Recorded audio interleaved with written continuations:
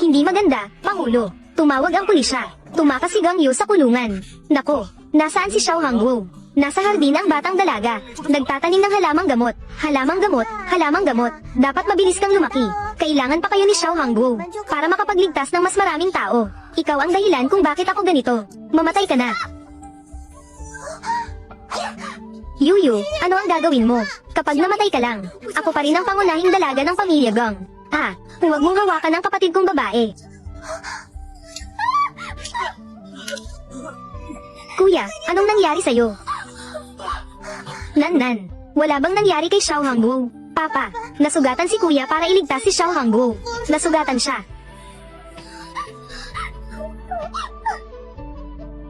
Nangahas kang apihin. Ang kaibigan nating si Xiao Hangwu. Ang halamang gamot natin. Patay na ba silang lahat? Tunog ng paggalaw. Aray, aray, aray. Si Gang Yu ang dahilan kung bakit nasaktan si kuya. Naging ganito siya. Nagalit si Xiao Hangwu. Xiao Hangwu, saan ka pupunta? Ano ang pakay mo? Sasaktan kita.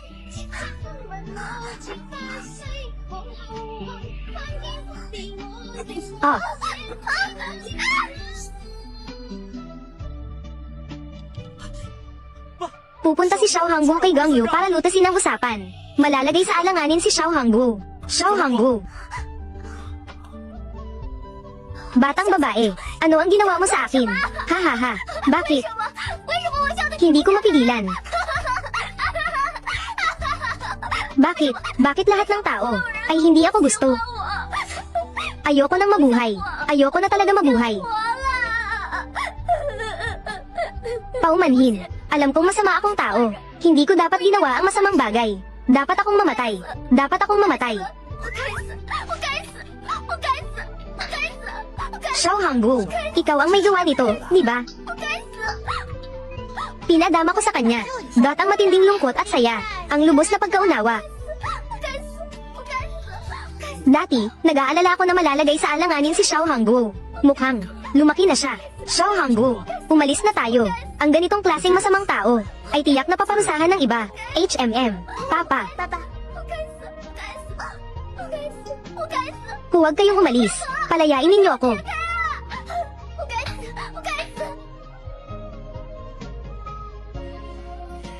Gang Yu, pinaghihinalaan kang nanakit ng iba, at tumakas sa kulungan. Ngayon, ikaw ay aarestuhin. Kung ang tao ay hindi masyadong sekim, hindi siya mapupunta sa ganitong sitwasyon. Pero, sekim din si Xiao Hangwu. Ano ang gagawin? Xiao Hangwu, gusto niyang, lolo at lola, palaging sasamahan si Xiao Hangwu. Isang pamilya tayo. Siyempre, dapat magkasama tayo habang buhay. Sekim din si Papa. Sasagutin ni Papa ang tawag. Hintayin mo ako dito sandali. Pakilayo. Mahal, magpapatatag ka. Bilis. Ang tita na ito, ang sanggol sa tiyan. Napakasakit. Malapit na akong mamatay. Munting Diyos-Diyosan. Pwede mo ba akong iligtas? Sandali lang.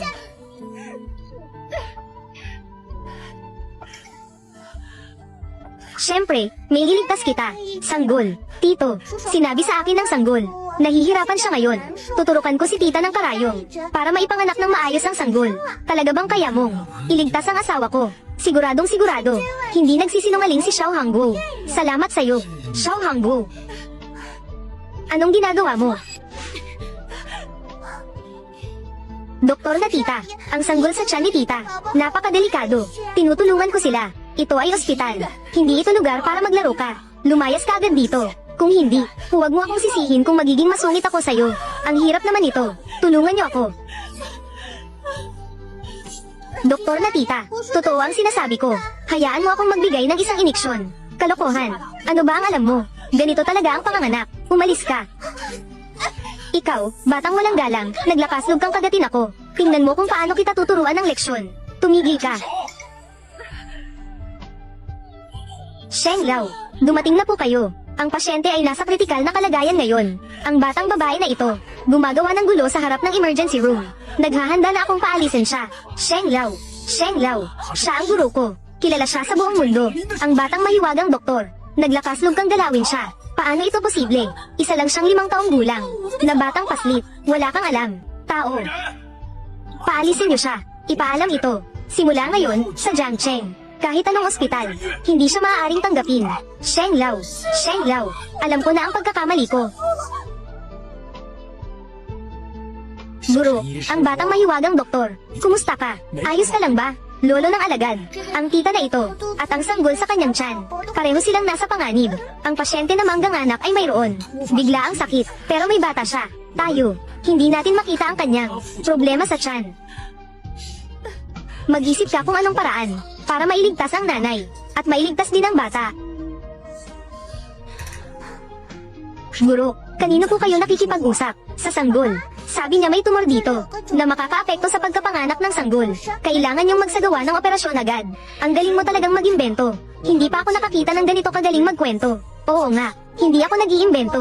Totoo ang sinasabi ko. Kami na napakaraming doktor, ay hindi malutas ang sitwasyon. Sinasabi mong ikaw na bata lang ay kaya. Tanungin mo ang lahat. Sino ang maniniwala? Kung wala kang kakayahan, tumahimik ka na lang. Naniniwala ako sa guro ko. Guro, sundin na lang natin ang sinabi niyo. Naiturok ko na ang isang karayom. Magtuturok pa ng isa, para makontrol ang kanyang sakit.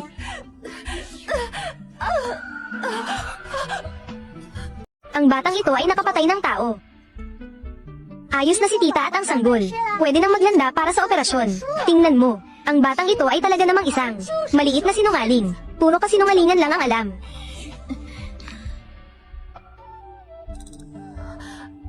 Asawa ko. Parang hindi na ako nasasaktan. Salamat, maliit na manggagamot. Ikaw ang aming pamilya. Tagapagligtas. Salamat sa'yo. Dalhin na si tita para sa operasyon. Para maipanganak na ang sanggol.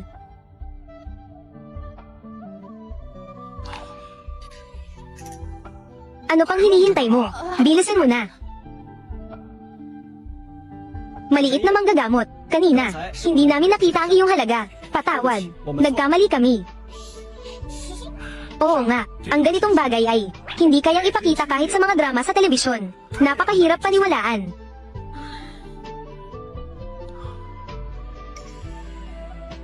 Maliit na pulang prutas. Apo ng guro, lolo, dumating na ang tatay ko para sunduin ako.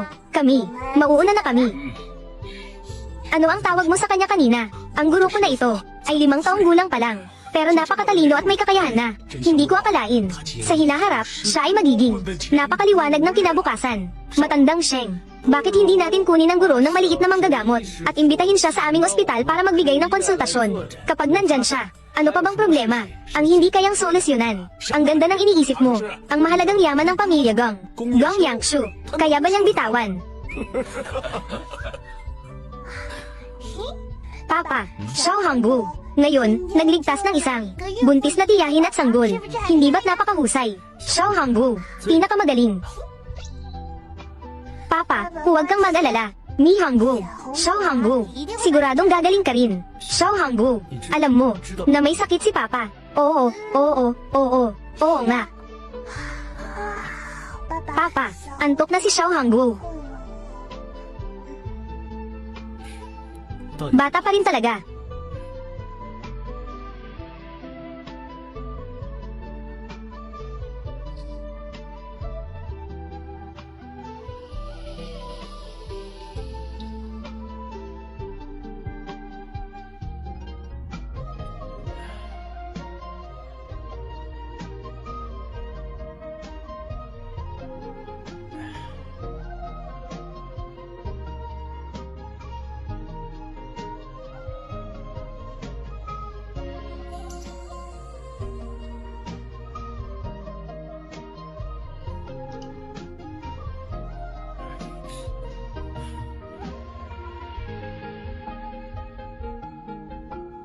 Kung may mangyari sa akin, malamang malulungkot si Xiao Hanggu. Pa. Wala yun. Nan, pangako mo sa akin, kung sakaling dumating ang araw, na wala na si Papa, siguraduhin alagaan si Xiao Hanggu. Pa, napakahusay ni Xiao Hanggu. Siguradong gagaling ka. Nakalimutan mo na ba ang sumpa ng pamilya Gong? Maliban sa buhay na Diyos, walang makakapagligtas sa pamilya Gong. Ngayon, buhay pa kayo. Kontento na ako. Itay, nangako ako sa'yo. Sisiguraduhin kong poprotektahan ko. Si Xiao Hongwu. Tara na.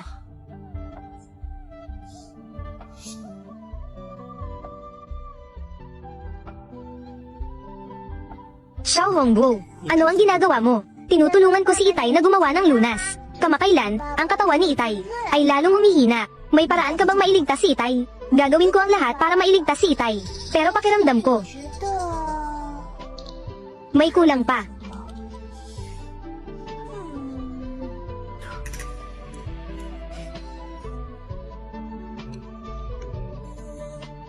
Naalala ko na, kuya, samahan mo si Xiao Hongwu pumunta sa bundok para kunin ang isang bagay na makakaligtas kay Itay.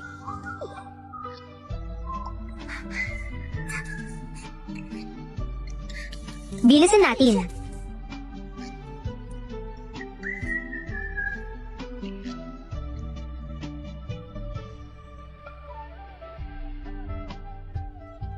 Sundan ang sasakyan sa unahan.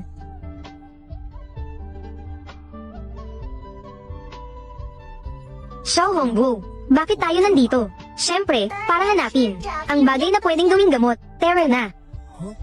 Talagang napakadali nitong makuha. Gang Yangshu, ipadarama ko rin sa'yo ang sakit na nararamdaman ko.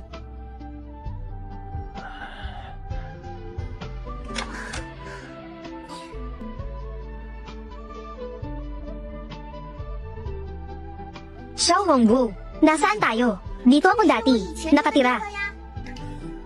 Ang lugar na ito ay mas masahol pa sa kulungan ng baka. Hindi ko talaga alam kung paano si Xiao Hongwu dati nabuhay dito.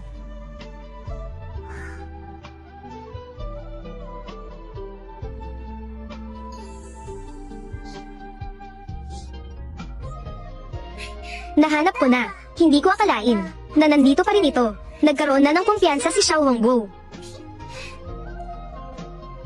Maliit na pulang prutas. Dahil nahanap na natin ito, bumalik na tayo para hindi mag-alala sina lolo at lola.